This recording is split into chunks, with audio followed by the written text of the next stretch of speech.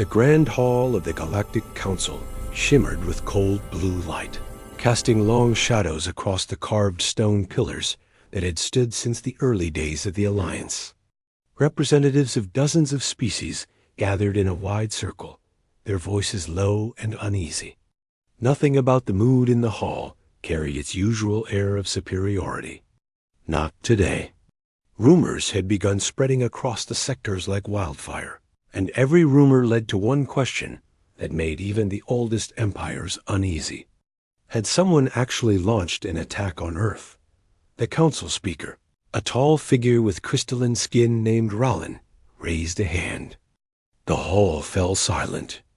The silence grew thicker with every passing second. Rallen addressed them in a voice that carried the weight of centuries. Reports confirm an unauthorized coalition fleet crossed into Sol 12 hours ago. They fired on Earth. The words echoed around the chamber. Some representatives gasped. Some curled their limbs, a sign of dread among many species. A few stared blankly, as though reality itself had stopped making sense. Everyone knew the stories. Everyone had heard the whispers. Humanity was strange. Humanity was unpredictable. Humanity was stubborn beyond reason, capable of terrifying invention, and willing to do things no rational species would attempt.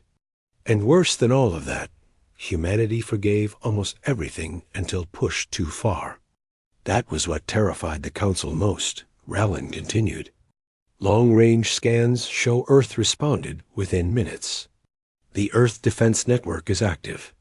A representative from the aquatic lorry drifted forward. Their voice trembled. What did the attackers want? Rallen lowered his gaze.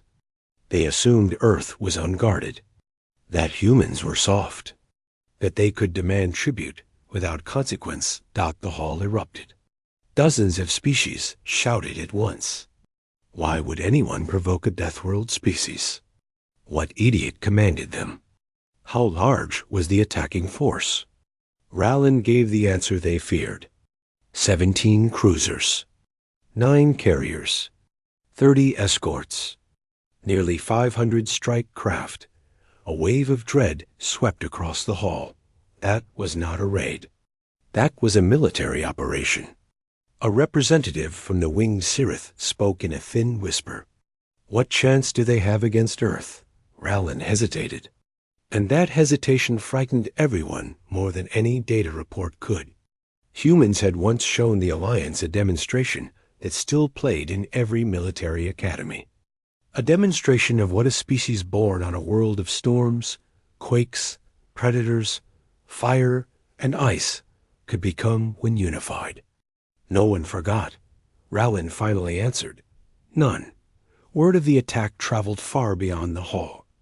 Across the galaxy, civilian broadcasts interrupted their scheduled cycles to deliver emergency updates. Entire planets halted trade. Merchants rerouted their ships away from human space. Even pirates abandoned the sectors near Sol. Everyone understood the same truth. If Earth believed someone intended to harm their people, their patience would snap. And when it snapped, their retaliation would not stop halfway. Humanity never used half measures. Meanwhile, in the Sol system, the battle had already begun. Captain Rovik of the Coalition fleet stood on the bridge of his flagship, a dark metallic vessel bristling with heavy cannons. He watched the blue arc of Earth's defense grid and smirked. Primitive world. Weak species. Their supposed power is nothing more than rumor. His officers remained silent. They had all heard the same stories he dismissed. They all knew the Council's warnings. But fear did not stop the captain. Greed rarely did. The first volley from the Coalition fleet lit darkness with streaks of plasma. They slammed into the Earth defense grid and exploded harmlessly against a shimmering barrier. Rovik barely reacted. Open fire again. Increase output. After 3 full salvos, the shield still held.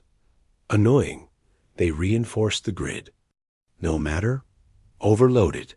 Then something unexpected happened. The blue shield dimmed, flickered, and shut off. Rovik grinned.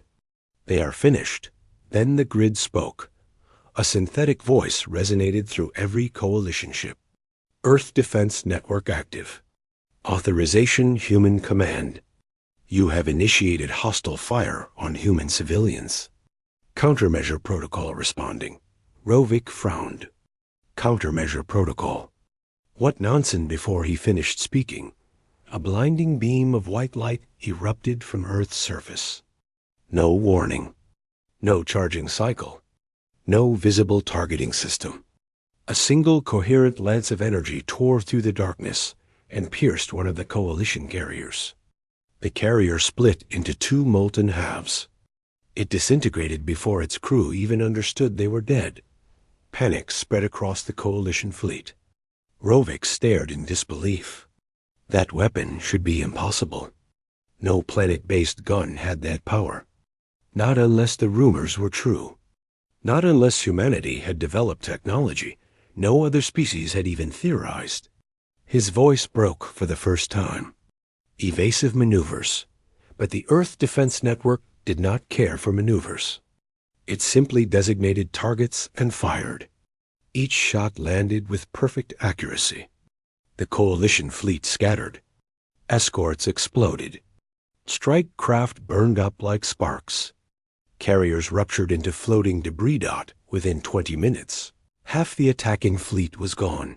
On Earth, the command bunker beneath the capital city buzzed with calm precision.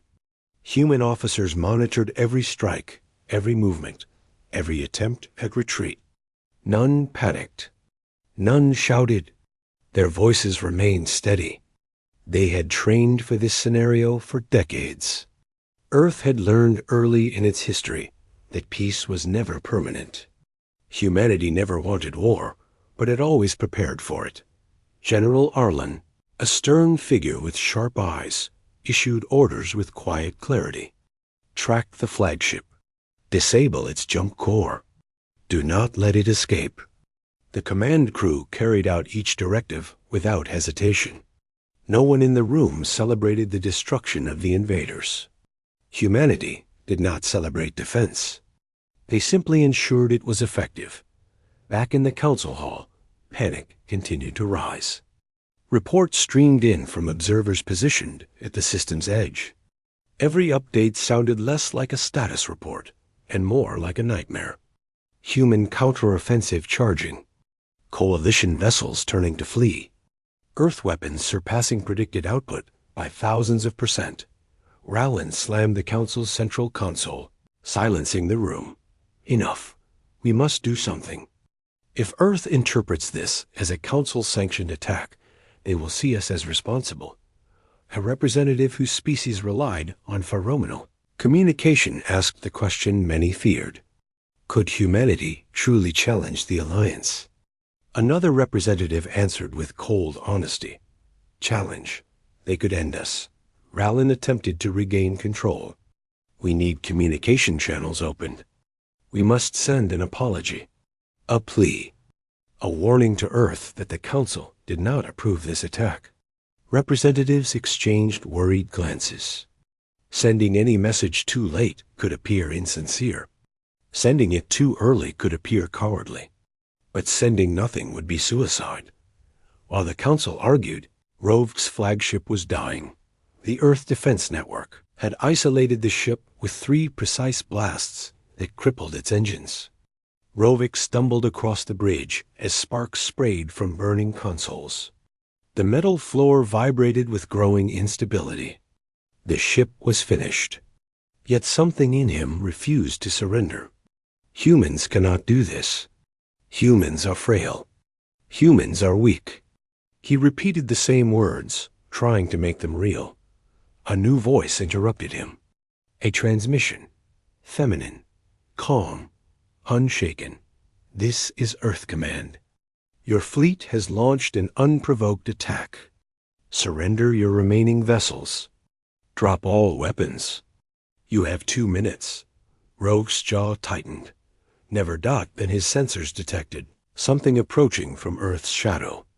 Not beams. Not missiles. Ships. Human ships. Sleek, angular vessels that moved unlike anything his crew had seen before. No drift, no hesitation. Their engines cut through space with precise bursts. They moved with a predatory grace that did not fit the Council's descriptions of a young species. These were not the ships of a primitive world.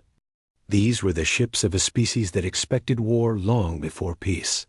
One of Rovik's officers whispered, "They are only destroyer class."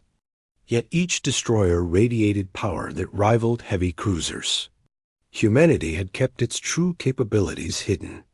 Until now, Rovik made one last attempt. Rally the fleet. Form a defensive line. No one obeyed. The coalition crews were already sending distress signals. They begged for mercy from a world they had mocked that same morning. But Earth showed none. Humanity had only two modes: patient, or finished being patient. And today, patience had expired. The human destroyers unleashed a storm of kinetic rounds and pulse bursts. Coalition ships broke apart, one by one. Not a single human vessel fell. Rovik watched, frozen, as his fleet was erased. His pride dissolved into terror. Humanity was not a threat because of their numbers or their strength. They were a threat because once humanity committed to a goal, nothing stopped them. Within an hour, the coalition fleet no longer existed. The Council received the final battle reports in horrified silence. Entire banners of species stared at the holographic images of burning wreckage and soul. They had all underestimated humans. Humanity had begged for peace for generations. They had tried negotiations, treaties, diplomacy. They had gone out of their way to reassure the galaxy they were not dangerous. But now everyone realized a truth they had ignored. Humans tried to be polite. They chose to be gentle. They worked hard to be peaceful. But none of that meant they were harmless. Rallin stood again. His voice trembled for the first time in his long life. We must prepare a full Council message. Earth must know we were not Bay.